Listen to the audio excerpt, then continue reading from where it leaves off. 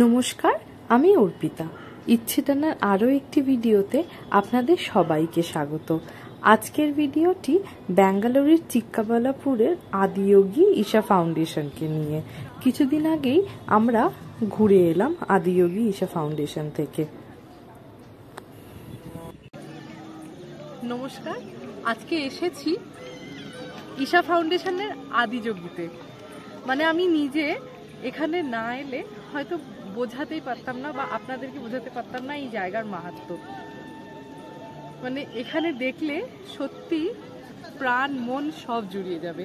ব্যাঙ্গালোরের মতন জায়গায় এরকম যে একটা জায়গা আছে আমি সত্যি এর আগে কোনোদিন ভাবতেও পারিনি।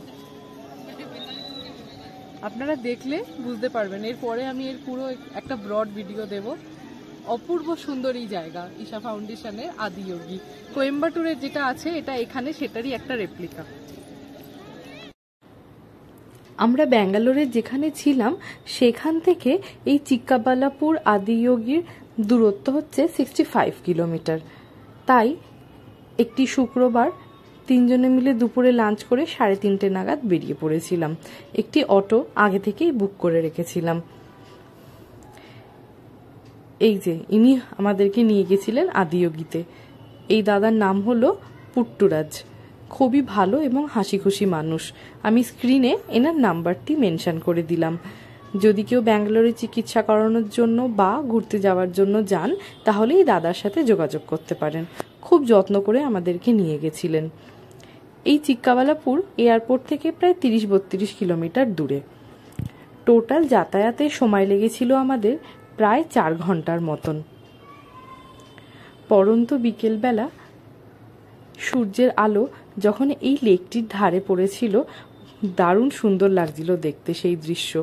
দেখুন, লেকের জল পুরো চিকচিক করছে আর চারিপাশে পাহাড়ে ঘেরা এই লেক। এত সুন্দর অপূর্ব দৃশ্য ক্যামেরা বন্দি করার জন্য নেমে পড়েছিলাম। দারুণ সুন্দর ন্যাশনাল হাইওয়ের রাস্তাটি।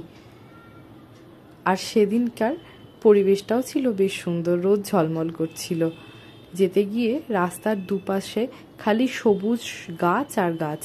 এখানে জানেন প্রচুর আঙুরের চাষ হয়, তাই খুব আঙুর চাষের গাছও দেখেছি। আর দূরে ওই পাহাড়গুলি দেখতে পাচ্ছেন, ওই পাহাড়গুলির মধ্যে একটি নান্দি হিলস, যেখানে ব্যাঙ্গালোরের ট্যুর করে। প্রায় পৌঁছে গেছি আদিয়োগীর কাছে। এটি হলো ঢোকার গেট। আর এই যে পেছনে পাহাড়টি দেখছেন, পাহাড়ের পেছন দিকেই অবস্থিত শিবলিঙ্গ। যেতে গিয়ে রাস্তাটা কিন্তু দুর্দান্ত লাগছিল।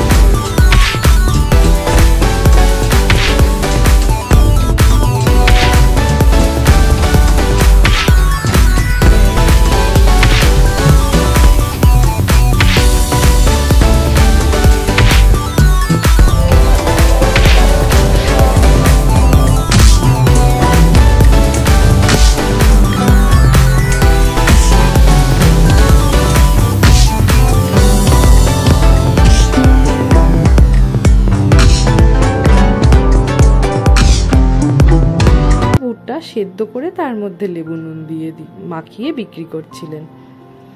এটি হলো মন্দিরের বাইরে জুতো রাখার জায়গা। ওনারা একটা করে ব্যাগ দেবেন, সেই ব্যাগের মধ্যে জুতো রেখে ওনাদের কাছে জমা দিয়ে দিতে হবে। এর জন্য কোনো টাকা পয়সা লাগে না।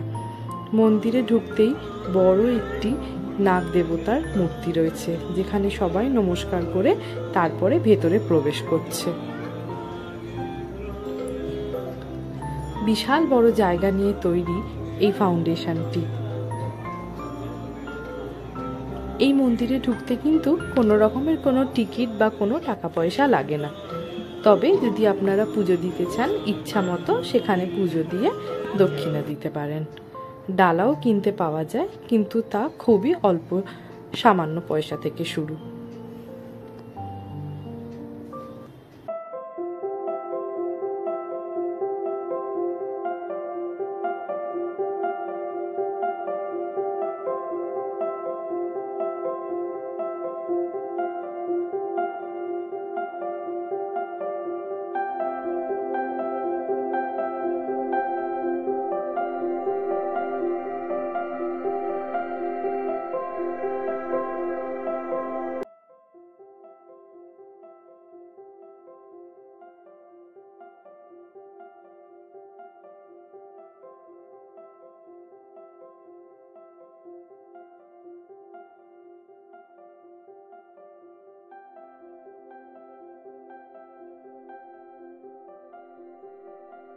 এখানে প্রত্যেক দিন সন্ধে 7টা থেকে 7:30 অবধি লাইট অ্যান্ড সাউন্ড শো হয়, যা দেখার মতন।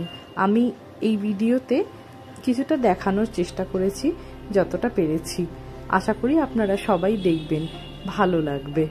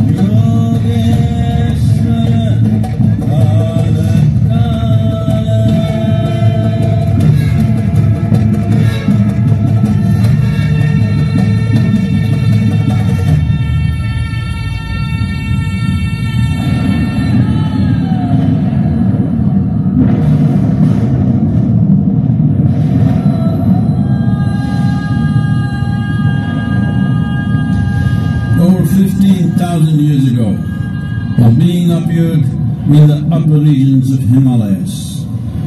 No one knew who he was, where he came from. The origins of this spectacular being were unknown.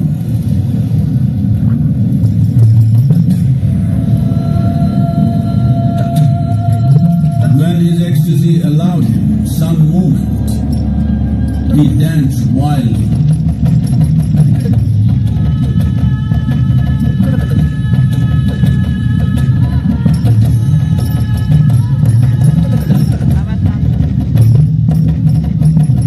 When intensity peaked, he became utterly utterly still. People saw that he was experiencing dimensions that no one had ever known or able to fathom. His ecstasy and intensity allowed him to transcend his physical form. Witnessing an individual human in union with the cosmos, they called him a yogi, as he was the first one, the Adi Yogi.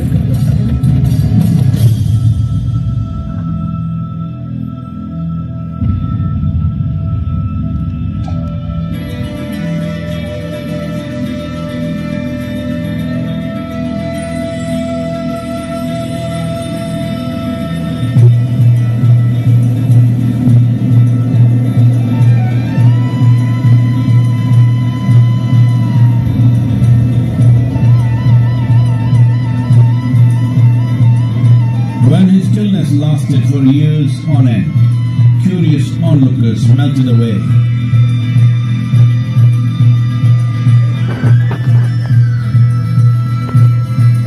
Only 7 seekers.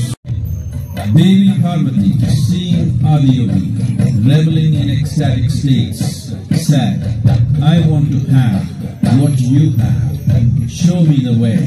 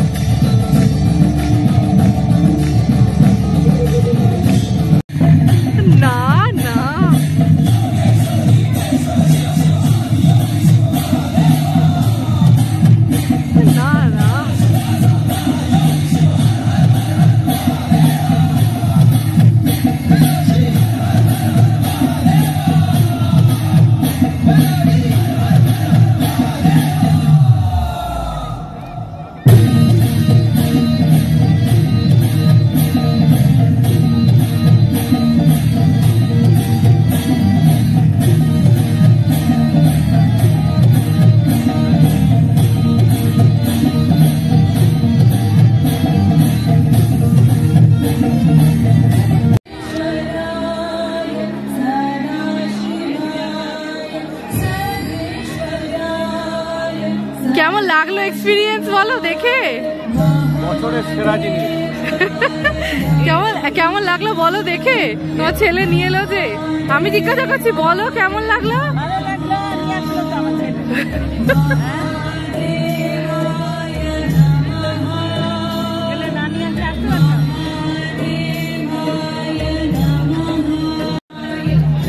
আসার বাইরে ভালো লাগলো। এখানে এসে এই experience কেউ না করলে ক্যামেরাতে দেখে বোঝা যাবে না। এটা করার জন্য আদি যোগী এই সেন্টারকে আসতে হবে, আইদার ব্যাঙ্গালোর অর কোয়েম্বাটুর।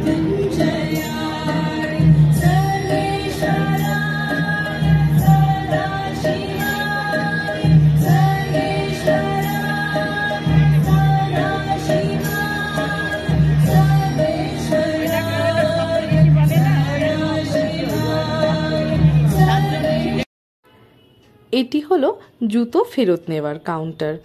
গেটে ঢোকার সময় যে জায়গায় আপনি জুতো জমা করবেন সেখান থেকে আপনাকে যে টোকেনটি দেবে, বেরাবার সময় আপনারা এই ভেতরে এই কাউন্টার থেকে আপনার জুতো ফেরত নিন।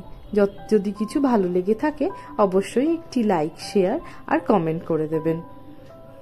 দেখা হবে আবার পরের একটি ভিডিওতে।